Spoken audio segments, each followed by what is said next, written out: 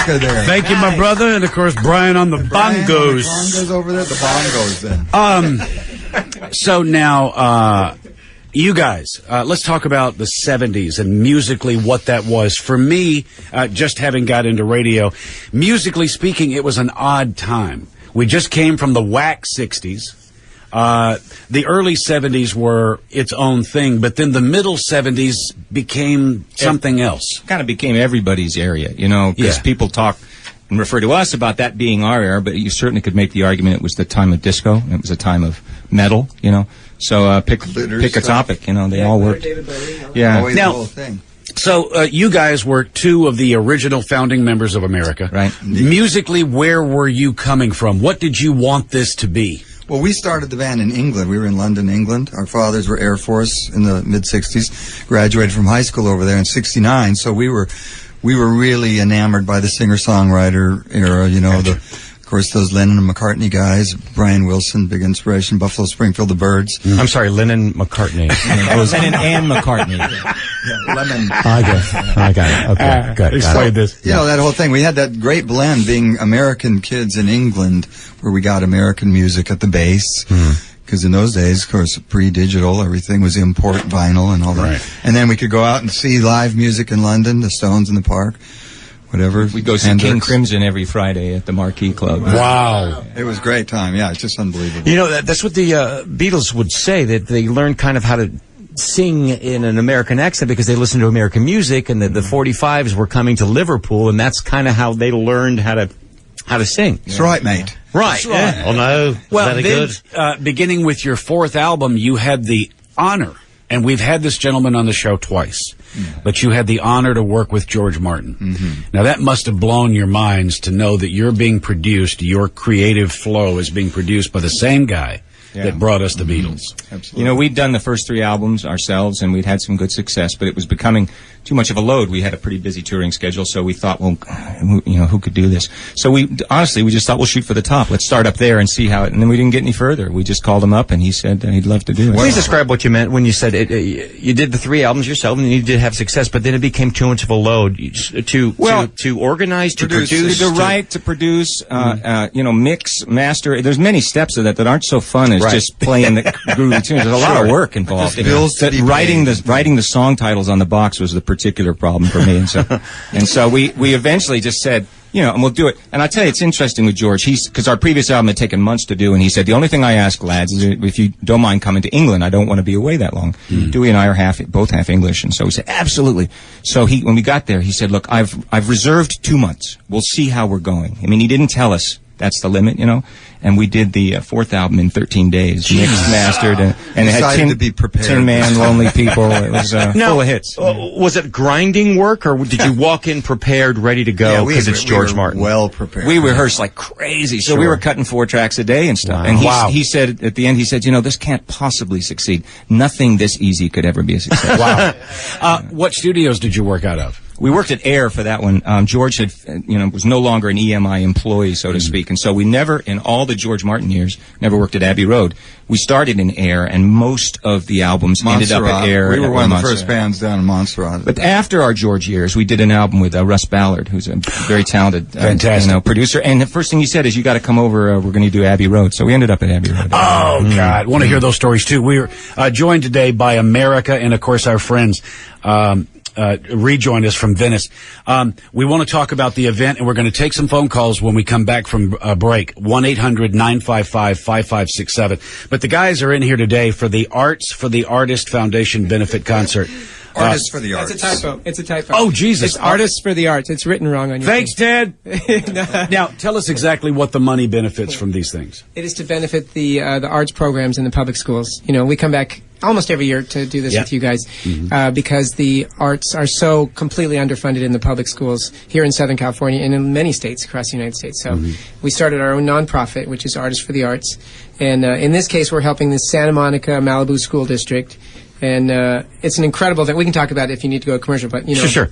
Oh, we'll hit it all. Talk about it, Make sure we get it all out. You guys sound great. By the way, that was 7-part harmony on that first. 7 4-part harmony. And even more fun, With it's become a bongos. tradition With here bongos. now that we literally met in the green room and rehearsed in the green room for the first time. Other than we've opened for them a couple times and we say hello. Yeah. We literally have said hello to each other and we talk on the. Wait. Today was the first time you guys sang that together. No, Dewey and I, we've sung that before. Actually. You two have. A couple of times. Okay, so you guys were kind of hip to the groove. I thought you had performed this. We've opened for them a couple of times and we've met on the road here and there and we have mutual friends, but we've never sung together. So this morning, literally in the green room, we sang together for the first time. Well, I mean, my partner and I are both a little put out because we were scheduled to sing harmony with the Ventura Highway, but since you guys showed up, fine. Let's go on a commercial break. Yeah, I'm imitating you. Joining us today is Venice, and America will return with your calls and more music. Stay where you are. It is the Mark and Brian radio program.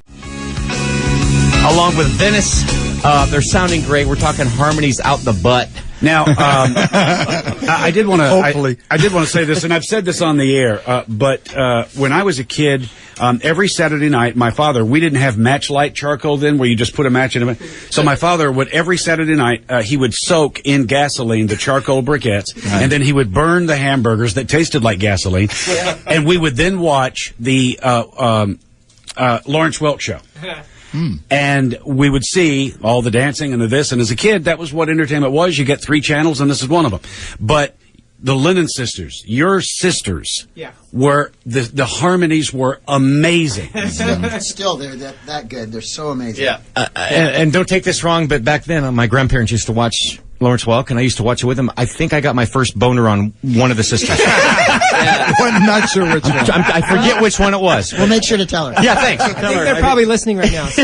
No, honestly, are the harmonies? I know they do Branson a lot. Yeah. The harmonies are still as good as. They just they're playing in Cerritos Center, I guess, and they just March 13th. I saw my sister Kathy yesterday. Oh, fun. She said they sold out the Cerritos Wow. Performing Arts Center March 13th. Oh my God! Now, have you performed with them? Yeah. Yeah. In fact, we're going to do a big family show in the summer, I think. The end of July, The end of July in Santa Monica. We've never actually done a show with like Venice, Lennon Sisters, all of our different incarnations, so that's going to be really So fun. we'll hit you up for... Hey, we'll bring the Lennon Sisters in here. How cool would that be? What if I get a boner?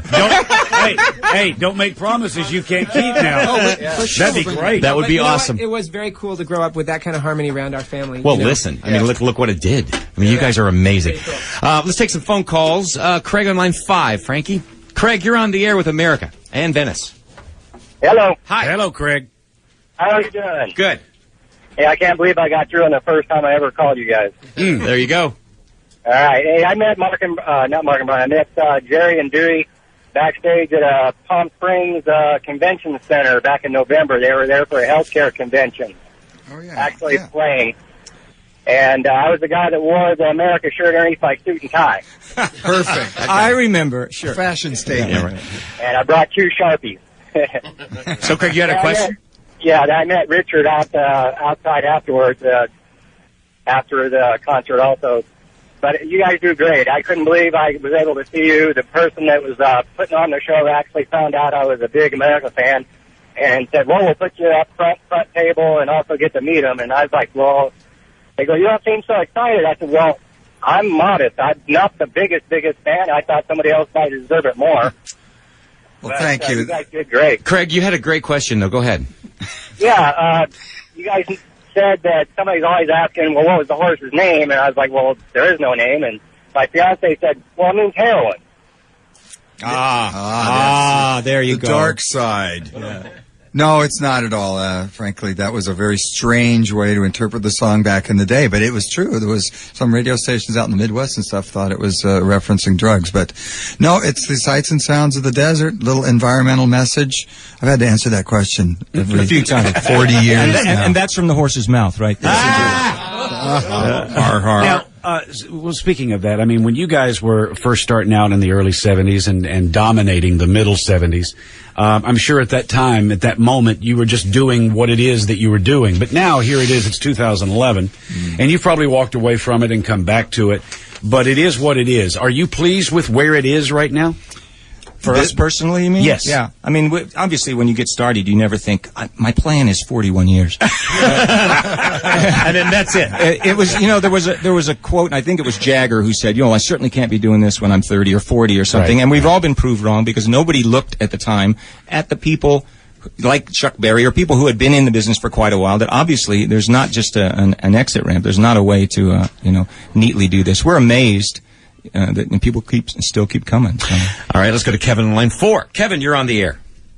Hey, how you guys doing? Hey, good. Hi, Kevin. Hey, I saw you guys, I think it was like in 76 over at the Poly Pavilion. Oh, yeah. And I think that was the last concert that Danny Peake did with you guys.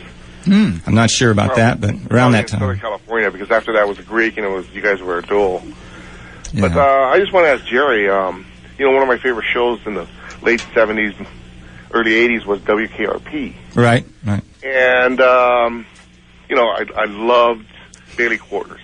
She's such a sweet girl. Is it true that you two used to date? Because if you look online, there's no mention of her dating you. I have a vague recollection. But yes, that's true. Yeah, for about a year. Yeah. Jan Smithers is her name. Have you been in contact with her? I haven't seen her in years, to be honest. But she was a lovely lady. And it was incredible. I used to go watch the show. It was fantastic to watch those guys. Howard Hessman and Frank Bonner. It was incredible. What was the salesman? Herb Tarlick. Herb Tarlick. Hysterical. I did some events with Frank Bonner, the actor who did, and he's the sweetest guy. Fantastic guy. That Poly Pavilion show, just quickly, we had actually done the Bob Hope show in the Poly Pavilion, the college show, and it was John Wayne, Flip Wilson, Aretha Franklin, us. Big dance at the thing at the end, Bob Hope. But the crowd was all the college kids, and they all were really upset that we were miming because it was TV. Oh, sure. So the show that Kevin's talking about, we promised that whole crowd that night we'll come back and do a live show, which we did. All right. Now, I want to hear the story because I'm sure you did it. But one of the first times that music went live on television was the Midnight Special. Yeah. You guys, I know you must have done. Yeah, I don't want to hear that story at some point. But right now, let's have a piece of music, shall we? All right. This is America and Venice. 1, 2, 1, 2, 3, 4.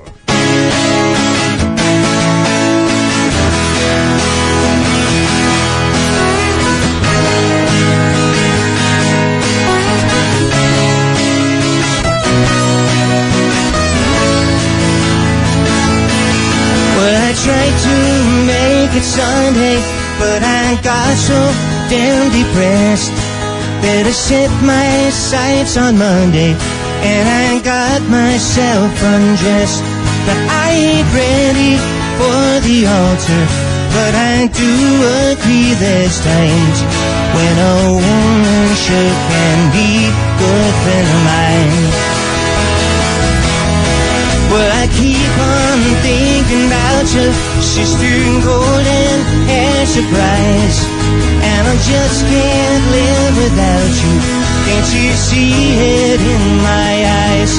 Now I've been one poor correspondent, I've been too hard to find, but it doesn't mean, girl, you ain't been on my mind. Will you meet me in the middle? Will you meet me in the air? You love me just a little, just enough to show you care. But I tried to fake it, I don't mind saying, I just can't make it.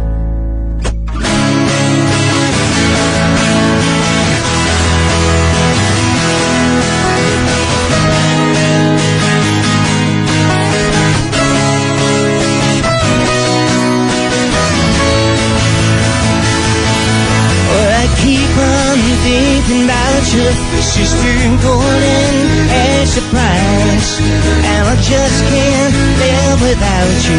Can't you see it in my eyes? I've been one poor correspondent, I've been too hard to find, but it doesn't mean, girl, you ain't been on my mind. Will you meet me in the middle? Will you meet me in the air? You love me just a little, just enough to show you care. to fake it. I don't mind saying I just can't make it. Boom bop shoo-ah, boom bop shoo-ah, boom bop shoo-ah, boom bop shoo-ah, boom bop shoo-ah, boom bop shoo-ah, boom bop shoo-ah, boom bop shoo-ah, boom bop shoo-ah, boom bop shoo-ah, boom bop shoo-ah, boom bop shoo-ah, boom bop shoo-ah, boom bop shoo-ah, a one truck of sheep.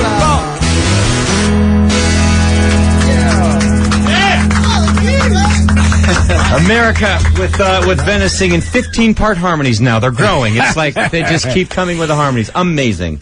We will slice off some business. We have one more with the boys. The reason they're in today is Artists for the Arts Foundation Benefit Concert. It is Saturday, March the 5th. All the information is up on markandbrian.com. By going, you're going to hear some great music, and you're doing a good thing. Or as our producer Ted wanted us to promote it, Arts for the Artist. Now that, of course, is an entirely different benefit. Another night. Art Linkletter, Art Carney, and Art Garfunkel. All right, stay where you are. We'll return to more music from America and Venice. It is the Mark and Brian radio program. Welcome back. We're going to talk about the event in just a minute, but right now we have to take a call, and it is somebody that a lot of the guys in this room know. We welcome to the show from the Lennon Sisters, Kathy. Hey, Kathy, good morning. Good morning, and I have to say, thank you, I think, for your compliment.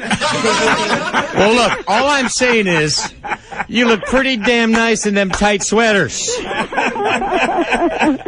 Please, they're my little brothers and my cousins. Yeah, they looked at me strange when I said it, but I had to be honest. I love that. You know what? Really, thank you. No, But I have to say, I'm enjoying this so much. You know, being born and raised in Venice, California, right. We love the Bay Area. There's nothing like children in schools, and so it just is such a tribute to everyone and to our family that this is a beautiful charity and people support it. And we thought this year we were going to get a chance to come and see it, but we're performing in Arizona, so missed by one day. And but I want to hear more music. I want to take up time, and of course, America. Oh, what fans! No, just you can't get better. Thank you. And so much, Kathy. Oh, thank you. Well, and of course, the Venice Harmony and.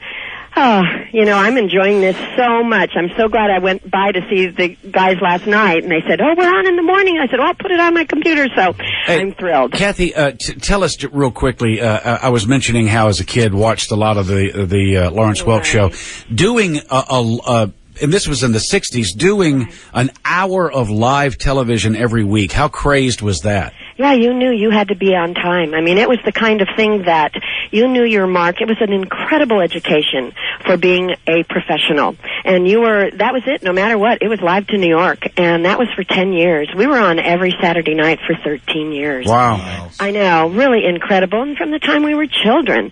So it was a great schooling for us, and it was the early time of television. It was Lucy and Milton Berle and Ed Sullivan, and we were on with those greats. And it was an incredible experience that has followed us for our whole career. And we just, I hate to say it because I'm not even this old, we just celebrated our 55th anniversary. Oh, wow. Congratulations. Oh, and listen how great you sound. Now, the guys, Kathy, were telling us about soon. I guess they didn't give us a date, but there's going to be a show with you and the boys and everybody? Right. We're going to do that. Well, we're performing in Cerritos next week, you know, the 15th, it's the 13th of March.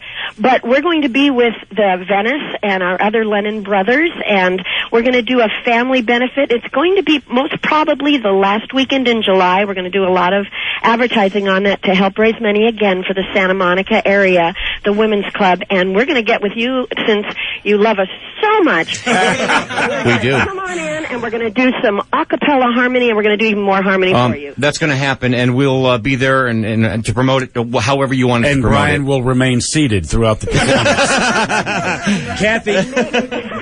Kathy, thank you so much for calling in. It's an honor to speak with you. Well, it's an honor to listen to you, and I want to hear more music, America and Venice. You're about to. Thank you, Kathy. What does that say about you and I? That when we hear the Lennon Sisters, you think of gasoline-flavored burgers, and I think of my first chub. Hey, dude. And Let me ask you. Yeah. When you flung that Punchy, did you have any idea the Lennon sisters were listening? No, but even better, I loved how she thought it was funny. And a compliment. Boy, she sounds great, guys.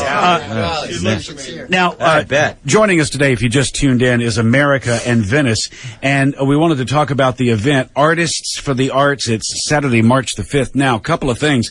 Along with America and Venice is Richard Page from Mr. Mister. He's going to perform. Yeah. And there's another huge Hall of Fame legendary name that they can't use because there's a show near the event, but he will be there. Anything else you want to say about that?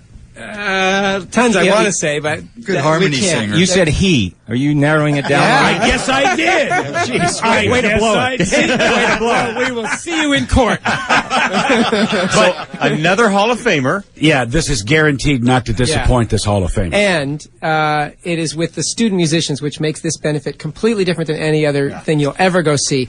All throughout the evening, we have this high school orchestra and choir and horns and drum line and everything, and it's so amazing because it's not just people getting their kids up on stage and isn't that so cute. These are really good musicians, and it's a real tangible reason why we want to keep the arts alive in the schools. And to see people like America doing their songs with an orchestra and stuff like that, it's really, really. I mean, your face just hurts from smiling by the end of it. And really cool. Whoever this Hall of Famer is, I don't think he gave too much because it could be Elton John.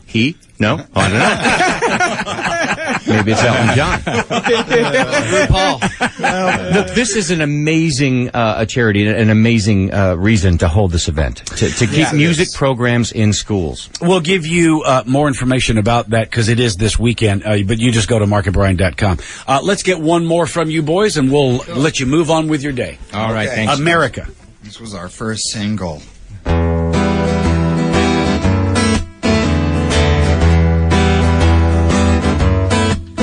On the first part of the journey, I was looking at all the life. There were plants and birds and rocks and things. There was sand and hills and rings. The first thing I met was a fly with a buzz and the sky with no clouds. The heat was hot and the ground was dry, but the air was full of sound. I've been through the desert on a horse with no name. It felt good to be out of the rain. In the desert, you can remember your name, 'cause there ain't no one for to give you no pain. La la la la la la la la la la la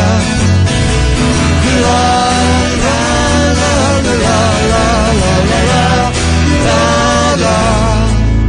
After 2 days in the desert sun, my skin began to turn red. And after 3 days in the desert fun, I was looking at a riverbed. And the story it told of a river that flowed made me sad to think it was dead.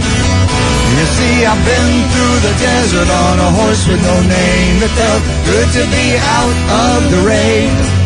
In the desert, you can remember your name, 'cause there ain't no one for to give you no pain. La la la la la la la la la la la la la la.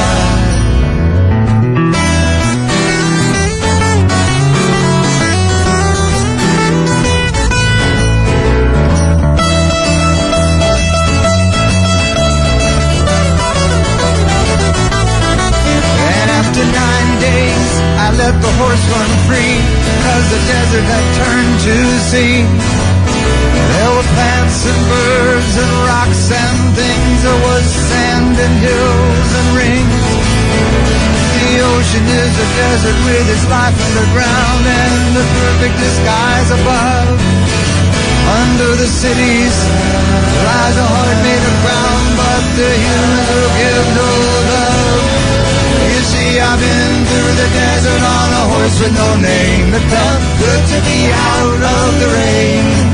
We're in the desert, you can remember your name, 'cause there ain't no one for to give you no pain. La la la la la la la la la la la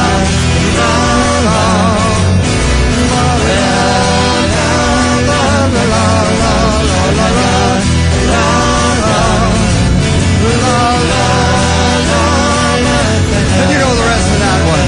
Mark and Brian, percussionists extraordinary.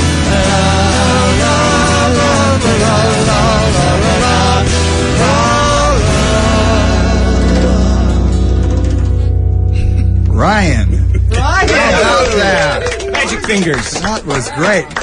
You know, one of the really cool things about music is that when you hear a piece of music that appeals to you, where you are in life and who you are at that moment, the sights and the sounds and the smells are imprinted on that piece of music.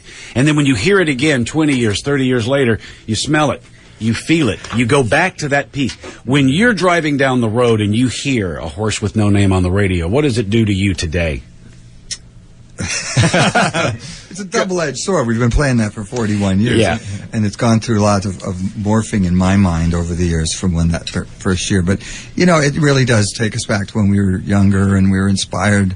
And trying to capture sort of some word pictures in a 3.5-minute song, you know, a little visionary story. It's a lot of fun, and it's still there. And I think that keeps us young. You know, the music always stays permanently young, and we get older around it. But we play all around the world. You know, we do about 100 shows a year, and a lot of that is foreign. And for all the cryptic, kind of surreal messages in that song that we've been told about over the years, when it comes to the chorus, it's the universal language of la la la. So, you know, it doesn't matter if you're in the Philippines or in a bull ring in Ecuador. You know, the whole place goes nuts. You know? Now, I'm sorry. I want that song. Wasn't it? They used it I think, was it Japanese guys singing it on stage? It was in Air America. Two Laotians. That's it. Oh, their version of that was hilarious. Excellent version. Yeah, it's found its way into a lot of TV shows. There's even a Michael Jackson version. Yeah. Of it. Oh, great. You know, it's no longer the world of music, especially in America. It's no longer that you've got to have the big record contract with the bigger record company. But a lot of your music in the last few years hasn't even been released here. It's out in other parts of the world. Yeah, you know, obviously the industry's gone through an immense change, and because we ask this question a lot, and in many ways, what we do is really come full circle. You sit in front of a microphone, you write and play songs, but the vehicle, all the other parts of it, which I don't want to say that we're not involved with, but that has gone through such a revolution that it's an exciting time for kids. I try and put a good spin on it. You know, there's all kinds of new ways that didn't exist when we grew up and stuff. I talk at Loyola every semester about, you know, a bunch of keen kids, and you don't want to stand up there and go, yeah, the music business is over. Right. You know, because they picked the wrong course. So, you know, it's an interesting time to say. I don't mean to bring you kids down, but you've wasted 4 years. But we do want to get to this because we're very proud of our friends Venice. They are the backup singers. They are the backup band for Roger Waters. Now, this show, I haven't been yet. I've heard nothing but just glorious reviews of this thing. Ted, Bob, a bunch of our friends here at the station went, and you guys are amazing. Congratulations on that game, man. How crazy is that to be involved in that production? And as Brian, I've not seen it, but we hear that it's selling out arenas wherever it goes, and that it is a spectacle. You have got to see it. I mean, I tell people, regardless of us even singing on it, it's like theater. It's like the greatest, most interactive theater you've ever been a part of. I mean, this wall, it's 250 feet wide by almost 50 feet high, and 15 computerized projectors showing this seamless image. It's disturbing, it's sentimental, it's anti-war but pro-veteran. It's like all these things. It's so moving. He turned this, you know, album about a rock star's isolation into a metaphor about the world with the wall that's been built up because of corporations and religion and politics, and it is so moving. I'm not kidding. I don't have a single friend who came on 56 shows we did with him so far that didn't cry at some point in the show and say, I never expected to be crying in the audience. You know, you expect to be lighting lighters and going, woo, dude, you know. Rock and roll. And the coolest part is being part of this machine, because Roger is so grateful now. He's completely looked at it all differently. I mean, he wrote it because he was so alienated from the audience. Wow. And now at the end of every night, he says, I couldn't be happier to be here tonight with you, sharing this music. I mean, We're just along for the ride, man. We stand there. That's fantastic. We're What a great ride to be on. It's incredible. We're just like terracotta soldiers standing there all night like this, singing. And we're just honored to just be a part of it. And we're proud for you guys. We really are. Cool. And I made a mistake. I went to the wrong show. I went to see Roger Moore in concert. That wasn't good at all. All right. Well, it is Artists for the Arts. It is the Foundation Benefit Concert this coming Saturday. Santa Monica High School's Barnum Hall. Go to markandbrian.com for all your ticket info. America, gentlemen, thank you. Venice. Thanks, you guys. Thank you very much. Can we see you again? Brian. Can we see you again? Of course. It's the first time on the show. I can't believe it's been all these years. Every 41 years, I think we ought to Wow. come by. All right. Good idea. You guys are talented. Gentlemen, thank you so much for coming in. And Venice, thank you so much for being here. And again, we're Thanks, proud of you. Mark and And, Brian. and tell Kathy, Brian says, what's up? She knows already. All right. Listen, and the thing you've got coming up with July. let's make sure we hook that up. And, cool. Okay. Thank you all. Thanks We'll so get much. business Thanks, done and everybody. get back. It is the Mark and Brian radio program.